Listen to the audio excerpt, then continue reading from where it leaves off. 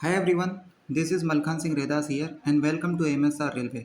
दोस्तों, आज की वीडियो बहुत ही इंपॉर्टेंट होने वाली है क्योंकि आज की इस वीडियो में हम आपको डिस्कस करेंगे कि जो रेलवे की लिस्ट जारी हुई है जिसमें ग्रुप सी कैंडिडेट्स के लिए इसमें डॉक्यूमेंट्स दिए गए हैं कुछ, जैसे कि आपका अटेस्टेशन फॉर्म कैसे बनना है, एनपीएस फॉर्म कैसे बनना है, कैरेक्टर सर्टिफिकेट गेजेट ऑफिसर से कैसे सिग्नेचर करवाना है, इसे फिल कैसे करना है, 10-12 की मार्कशीट और कास्ट सर्टिफिकेट का वेरिफिकेशन कैसे करवाना है। और इसके अंदर जो भी सारे डॉक्यूमेंट्स हैं उन सभी को मैं स्टेप बाय स्टेप आपको फिल करना बताऊंगा। तो वीडियो के लास्ट तक बने रहना क्योंकि ये वीडियो आपके लिए बहुत ज़्यादा हेल्पफुल है। इससे आपको आइडिया लग जाएगा कि किस तरीके से आपका फॉर्म भरना है। चलिए ठीक है। तो वेबसाइट है जबलपुर की लिस्ट जारी की गई थी, ये उसकी तरफ से है, आरआरसी जबलपुर की तरफ से है। लेकिन आपको इससे आइडिया लग जाएगा, आप किसी भी आरआरसी के हों या आरआरबी के हों तो आपको इससे आइडिया लग जाएगा कि क्या डॉक्यूमेंट्स यहाँ पे हमें कैसे फिल करने हैं। लगभग मिलता जुलता ही फॉर्मेट है, ठीक है ना। चलिए यहाँ पर देखते हैं। यहाँ पे आपको डॉक्यूमेंट्स के बारे में कहा गया है कि आपको अपने डॉक्यूमेंट्स क्या क्या लेकर आने हैं। आपको ये सभी डॉक्यूमेंट्स है कि 10-12 की marksheet, passport size photo, bank की पासबुक, चेकबुक, आधार कार्ड, पैन कार्ड, ये सब का आपको तैयार रखने हैं। देखिए, और इसके बाद आपका ईमेल आईडी, मोबाइल नंबर पर आपको सूचना दे दी जाएगी। अब यहाँ पे देखिए, ये सारे डॉक्यूमेंट्स आपको रेडी रखने हैं इनको। चलिए मैं आपको यहाँ पे फिल करना बताता हूँ। और सबसे पहले ये देखिए, आप चाहे किसी भी आरआरसी के हों, सबसे पहले आप ये निर्देश पढ़ लीजिएगा कि क्या आपको इंस्ट्रक्शन क्या दिया है, किस तरीके के इंस्ट्रक्शन के अकॉर्डिंग अपन को डॉक्यूमेंट्स तैयार करने हैं। जैसे कि आप देख सकते हैं, ये जो आपके पास पीडीएफ होगी, और ये पीडीएफ मैं आपको अपने टेलीग्राम चैनल एमएसआर रेलवे पर अपलोड कर दूंगा, वहाँ से भी डाउनलोड करके देख सकते हैं। अभी कुछ कैंडिडेट्स का जिनका नहीं हुआ है रिपोर्टिंग, उनके लिए बहुत ज़्यादा हेल्पफुल रहने वाली वीडियो है। तो चलिए देखते हैं। इसमें यहाँ पे लिस्ट ऑफ सिलेक्टेड कैंडिडेट्स का है। यहाँ पर एक मिनट हम चलते हैं कि ये डॉक्यूमेंट्स पर आते हैं। देखिए, सबसे पहले जो है जबलपुर की साइट पर, जबलपुर का जो आरआरसी जबलपुर है, इसमें आपको 100 रुपये के स्टाम्प पर जो नोटरी करवा लेनी है। यहाँ पर आपका नाम आएगा, यहाँ पे फादर्स नेम आएगा, यहाँ पे आपकी जाति आ जाएगी। यानी इस फॉर्मेट को आपको यहाँ पर प्रिंट करवा लेना है, और 100 रुपये के स्टाम्प पर नोटरी लगवा लेनी है, और आपके सील साइन करवा लेना है। ठीक ठीक है ना। और नोटरी प्रोसेस हो जाएगी। इसमें लगभग 250 रुपये का खर्चा आता है। ठीक है, ये हो गया। अब देखिए अटेस्टेशन फॉर्म है। देखिए अटेस्टेशन फॉर्म में सबसे पहले आपको यहाँ पर एक फ़ोटो लगवाना है और उस पर गेजेट ऑफिसर के सिग्नेचर करवाने हैं। ठीक है, आरआरसी जबलपुर में खास तौर पर तो यहाँ पर इसके फ़ोटो लगेंगे, गेजेट ऑफिसर के सिग्नेचर हो जाएंगे। गेजेट ऑफिसर में आपका प्रिंसिपल हो सकते हैं, गवर्नमेंट कॉलेज के ही होने चाहिए। गवर्नमेंट कॉलेज के हो प्रिंसिपल, हो स्कूल के प्रिंसिपल हो, प्राइमरी से 12th तक के प्रिंसिपल हो जाएंगे, या यूनिवर्सिटी के प्रिंसिपल्स होते हैं, या गेजेट ऑफिसर हो सकते हैं, या आपका तहसीलदार भी चल जाएगा, एसडीएम भी चल जाएगा, नायब तहसीलदार भी चल जाएगा। यानी कोई भी जो गेजेट ऑफिसर में आना चाहिए। आपके विधायक के भी चल जाएंगे, ठीक है ना। तो आपको यहाँ फ़ोटो लगाना है, इसके 3 सेट बनेंगे, और यहाँ पर फर्स्ट और लास्ट पेज पर आपका यहाँ पर फ़ोटो और सील साइन होगी गेजेट ऑफिसर की। ठीक है, चलिए अब देखते हैं आगे थोड़ा इसमें क्या देखें। यहाँ पे फिल करना बताते हैं। यहाँ पे आपका नाम आएगा, आप या हिंदी में भरें या तो इंग्लिश में भरें, कोई दिक्कत नहीं है। कैपिटल लेटर्स में भरना है अपने को, ठीक है ना। यहाँ पे आपका सरनेम आ जाएगा। इसके अलावा आपका यहाँ पर पूरा पता आ जाएगा। इस पूरे कॉलम के अंदर पूरा पता लिख देना है अपने को। यहाँ पर फिर से इस कॉलम में आपका पूरा पता लिख देना है आपको, ठीक है ना। और ब्लू पेन से भरना है इसको, इस बात का ध्यान रखें। अगर किसी ने ब्लैक से भर दिया है तो ठीक है, कोई बात नहीं, एडजस्ट हो जाएगा, बट इसको ब्लू पेन से ही भरना है, ठीक है ना। यहाँ पर अब पाकिस्तान का है या तो अपना, कोई काम का नहीं है, ये कॉलम छोड़ देंगे।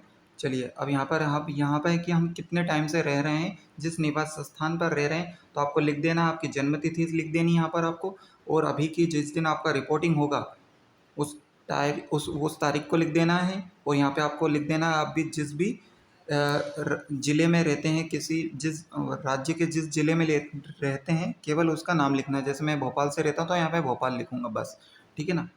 और अब देखिए यहाँ पर है फादर्स नेम है, तो आपका उनको फादर नेम लिखने देना है। अगर कोई उनका उर्फ नाम हो तो वो भी लिख देना है, ठीक है ना। कैपिटल में, इंग्लिश कैपिटल में लिखना है अपने को। यहाँ पे वर्तमान आपका डाक पता लिख देना है इस लाइन के अंदर। घर का स्थायी पता लिख देना है। पापा जो व्यवसाय करते हैं वो लिख देना है अपने को।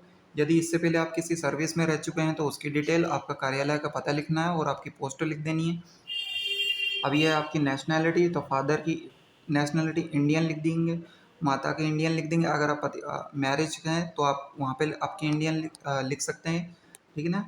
इसके बाद उम्मीदवार की इंडियन हो जाएगी यहाँ पर नेशनैलिटी, पति पत्नी का जन्म स्थान अगर शादी है तो ठीक है, अदरवाइज़ इसको अपन खाली छोड़ देंगे। यहाँ पे आपकी जन्म तिथि आ जाएगी, यहाँ पे वर्तमान आयु अभी आपकी कितनी है, आपने 12th कब कंप्लीट किया था, उस वक्त आपकी आयु कितनी थी वो लिख देनी है अपने को।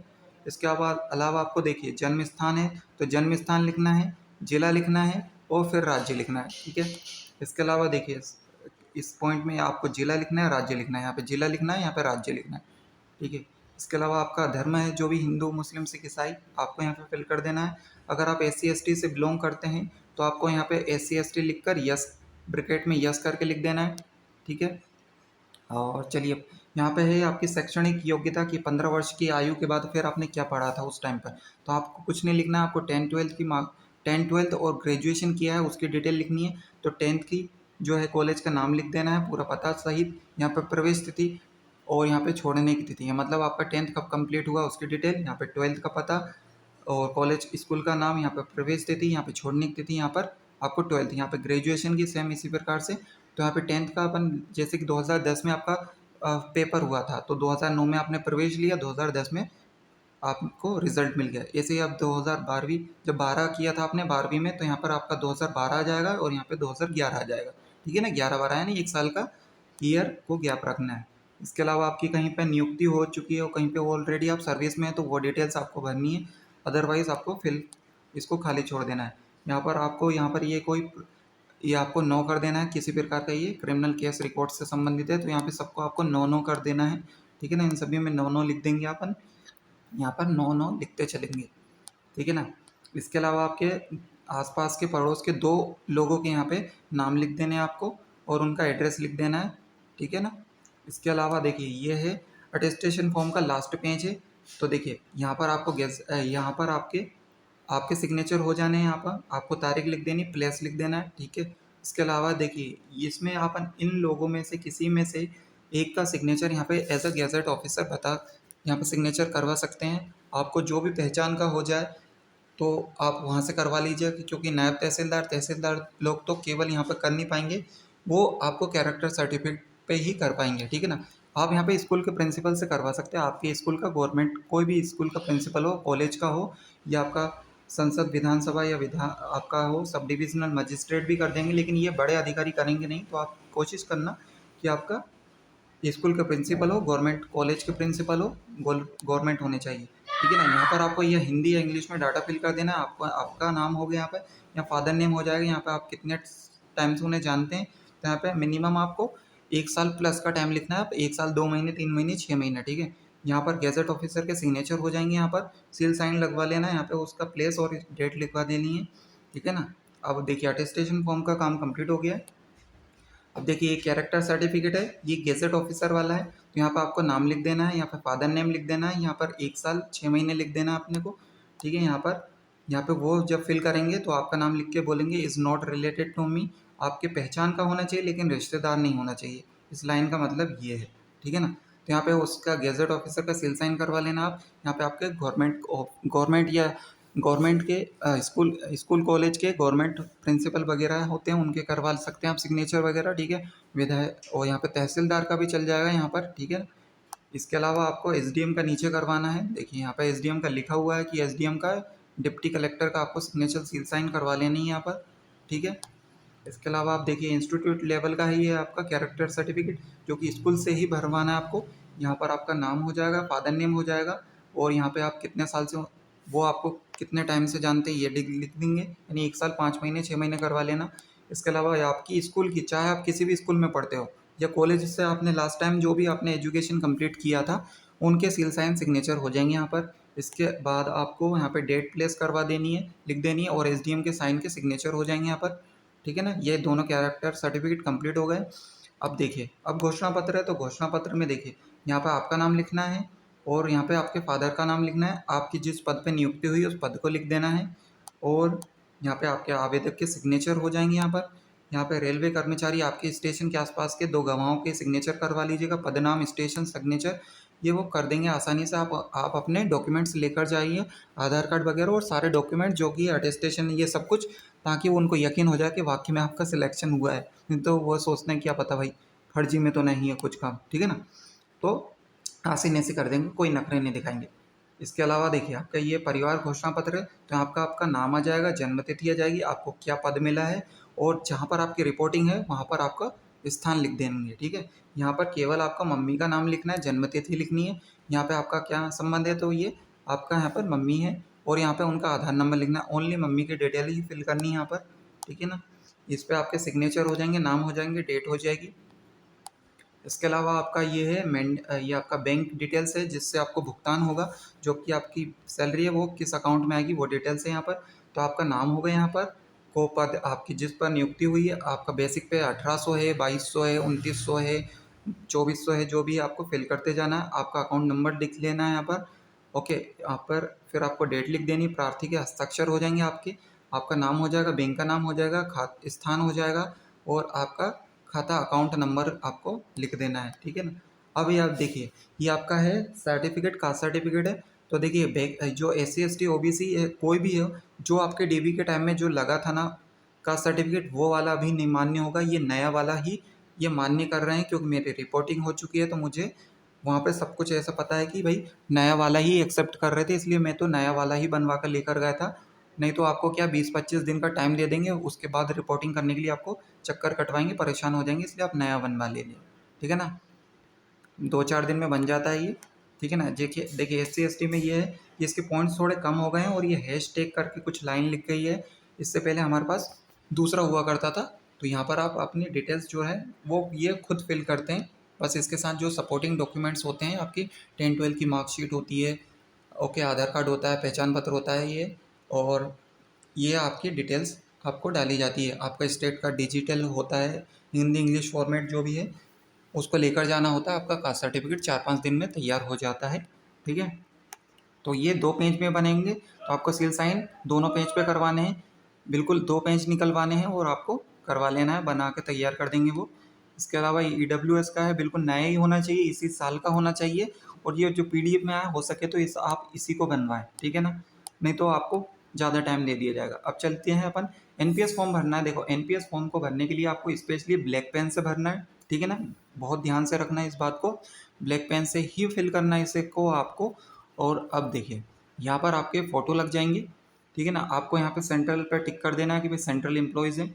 इसके अलावा आप देखिए यहाँ पर आपको आपको जो भी है, आप बॉयज़ हैं या गर्ल्स हैं तो उसके हिसाब से आप अपना, या आप लड़की हैं या आप शादीशुदा हैं उस हिसाब से आप टिक कर सकते हैं। आपका फर्स्ट नेम है कैपिटल लेटर्स में, मिडिल नेम भर देना है इसमें, लास्ट नेम भर देना है, आपको फादर नेम भर देना है, आपका मदर नेम भर देना है, आपको डेट ऑफ बर्थ भरनी है, सिटी ऑफ बर्थ भर देनी है, कंट्री ऑफ बर्थ भर देनी है।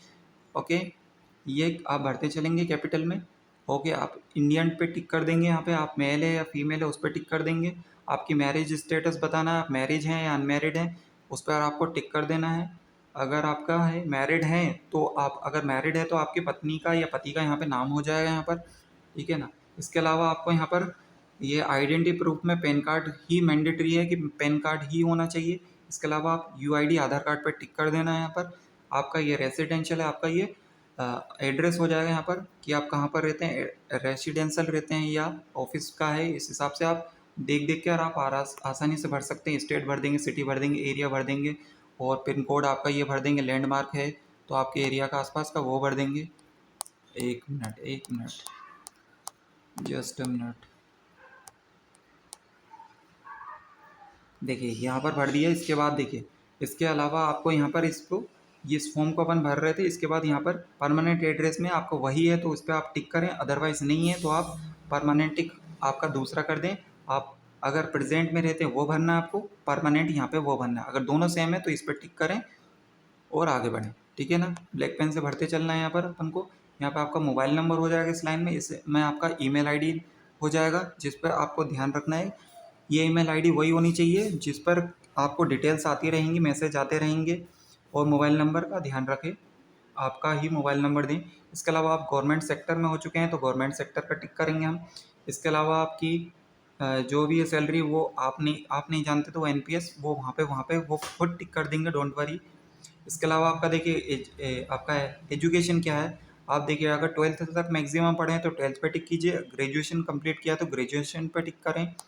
ओके, यहाँ पे आपका अकाउंट डिटेल भरनी है, आपका सेविंग अकाउंट होता है, बैंक अकाउंट नंबर हो गया, बैंक का नाम हो गया, बैंक का ब्रांच नेम हो गया, यहाँ पे एड्रेस हो गया उसका, MICR कोड हो गया, IFSC कोड हो गया, पिन कोड हो गया, बस इतना ही है इसमें। इसके अलावा आपका नॉमिनी है तो नॉमिनी में आपको केवल मम्मी का लिखना है, ठीक है ना। अगर मम्मी नहीं है जिनकी तो वो इन केस तो वो फादर का भर सकते हैं, अदरवाइज आपको मम्मी का first name, middle name, last name, ये 10th के अकॉर्डिंग ही आपको डिटेल्स फिल करनी है, ठीक है। रिलेशन क्या है आपका उनके साथ, मदर है या फादर, आपको भर देना है, उनकी डेट ऑफ बर्थ भर देनी है, बस आपको इसको खाली छोड़ देना है बस।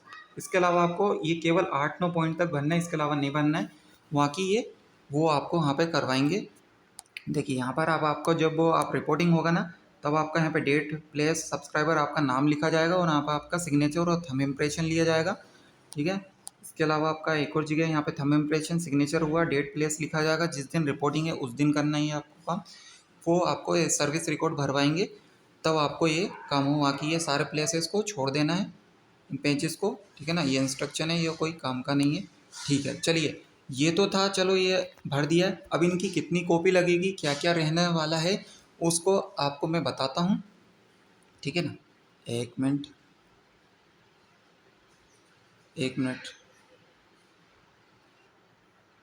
देखिए अब आपको देखिए डॉक्यूमेंट जबलपुर में क्या क्या लेकर जाना है। आपको 10th की वेरीफाइड मार्कशीट लेकर जानी है, 12th की वेरीफाइड मार्कशीट करवा लेनी है, वहीं पे MP ऑनलाइन वाले की करके दे देगा। यहाँ पर लगभग आपको 400 रुपये के लगभग एक मार्कशीट का खर्चा आएगा, 400-500, अगर 10 साल से कम है तो 400 का खर्चा, 10 साल से ऊपर है तो 500 का खर्चा आएगा। ग्रेजुएशन डिग्री का कोई ज़रूर नहीं है सर्टिफिकेट को करवाना, ठीक है ना। वेरीफाइड RTI सर्टिफिकेट करवा लेना। कास्ट सर्टिफिकेट का क्या है, आपको डिजिटल वाला जो आपका कास्ट सर्टिफिकेट होगा उसकी आपको फोटोकॉपी लेनी है, डिजिटल वाले की इंग्लिश की, और उसका आपको MP ऑनलाइन से सील करवा लेना। और बॉन्ड ऑफ इंडेमिनिटी आपके लिए ग्रुप डी कैंडिडेट्स के लिए नहीं, ओनली लेवल 1 से अबव कैंडिडेट्स के लिए रहेगा, लेवल 1 2 3, लेवल 2 3 5 6। इसके अलावा आपका शपथ पत्र जो कि आपको स्टार्टिंग में बताया था वही रहेगा। इसके अलावा अटेस्टेशन फॉर्म के 3 ओरिजिनल सेट रहेंगे, फर्स्ट और लास्ट पेज पे गेजेट ऑफिसर के सिग्नेचर होंगे। फर्स्ट पेज पे फोटो के क्रॉस करता होना चाहिए, ये ब्लू पेन से ही भरना है, गलत है, ब्लू पेन से ही भरना है। कैरेक्टर सर्टिफिकेट भरना है एजुकेशनल वाला, कैरेक्टर सर्टिफिकेट गेजेट वाला जो कि आपको मैं भरता चुका हूँ। पुलिस सर्टिफिकेट है, पुलिस कैरेक्टर है, ये आपको बनवा लेना है। ये इसमें आपका 2-3 दिन का टाइम लग जाता है, डायरेक्ट आप थाने में जाके बनवा लें, फ़ोटो लगा हुआ इन हैंड आपको दे देंगे, वो 200 रुपये लेंगे। इसके अलावा अगर आप SP लेवल का बनवाना चाहते हैं तो SP लेवल में 4-5 दिन लग जाते हैं, लेकिन थाने वाले से काम हो रहा है, कोई दिक्कत नहीं है ना। घोषणा पत्र आपको बता चुका हूँ, ऑलरेडी डिस्कस कर चुके हैं इसे। परिवार घोषणा, बैंक भुगतान वाला भी बता चुके हैं। NPS के 3 सेट लेने हैं आपको, फ़ोटो लगाने हैं आपको, और 3 ओरिजिनल सेट रहेंगे इसके अलावा। और ये जो डॉक्यूमेंट्स आपको बताए गए हैं ऊपर, ये सभी की एक एक कॉपी लगेगी ना, लेकिन आप क्या करना कि सबकी 3-3 4-4 कॉपी रख लेना, ठीक है ना। आपके दूसरे डॉक्यूमेंट्स जैसे आधार कार्ड है, बैंक पासबुक है, तो उसकी भी 3-3 रख लेना भाई, है ना। वैसे लगेगा तो आधार कार्ड 1-2 जगह ही लगेगा, है ना। और आपका ये हो गया है, NPS फॉर्म हो गया, बैंक पासबुक की फ़ोटोकॉपी और निरस्त चेक है, तो चेकबुक के लिए अप्लाई कर देना, 5-7 दिन में आ जाएगी वो। उस पर ऐसे लिख कर यहाँ पर आपको कैंसिल लिख देना है, कैंसिल करके लिख देंगे आप, चेक पर काम हो जाएगा। और आप अगर आप ऑलरेडी सर्विस में थे तो आपको NOC दिखानी होगी, ठीक है ना। और PWD कैंडिडेट्स के लिए PWD सर्टिफिकेट होना चाहिए, सभी कॉपीज सेल्फ अटेस्टेड होनी चाहिए, वो आप पहले वहाँ पे काम करवाना, उसके बाद सेल्फ अटेस्टेड कर लेना, ठीक है ना। अब देखिए 1 मिनट, ये NPS के बारे में क्या है, देखिए NPS में क्या लग रहा है, 1 मिनट। NPS के 3 सेट ओरिजिनल रहेंगे, इसमें आधार कार्ड होना चाहिए, पैन कार्ड होना चाहिए, उसकी फ़ोटोकॉपी रहेगी। नॉमिनी का आधार कार्ड होना चाहिए, जैसे मम्मी का लगा रहे हैं या फादर का लगा रहे हैं तो उनके आधार कार्ड की फ़ोटोकॉपी लगेगी। 10th मार्कशीट की फ़ोटोकॉपी लगेगी, एक ओरिजिनल आपका कैंसल चेक लगेगा, इसकी 2 फ़ोटोकॉपी लग जाएगी। अगर आपके पास ऑलरेडी NPS है तो आपको पैन कार्ड की फ़ोटोकॉपी लगानी होगी, ठीक है ना। जो ऑलरेडी है सर्विस में उन लोगों के लिए था ये, तो ठीक है। बस यही डॉक्यूमेंट्स थे जो कि आपको मैंने बताए यहाँ पर, तो आप इन सभी को तैयार कर लें और रिपोर्टिंग के लिए बिल्कुल टेंशन फ्री होकर जाएं, ठीक है ना। और आप मेरा टेलीग्राम चैनल ज्वाइन कर सकते हैं, MSR रेलवे, डिस्क्रिप्शन में उसका लिंक रहेगा। इससे आपको म्यूचुअल ट्रांसफ़र ढूंढने में आसानी होगी, ठीक है ना। बड़ी आसानी से आप ढूंढ सकेंगे आपका म्यूचुअल पार्टनर। तो गाइज़ ये रही थी वीडियो, और thank you so much for watching this video. अगर आपको वीडियो पसंद आए, आपके लिए हेल्पफुल रहे, तो प्लीज़ चैनल को सब्सक्राइब करके जाइएगा, दोस्तों में शेयर कर देना, लाइक ज़रूर कर देना, ठीक है ना। तो ये आपको रेलवे की हर अपडेट पाने के लिए आप चैनल सब्सक्राइब कर लें। ठीक है ना। Thank you so much for watching this video.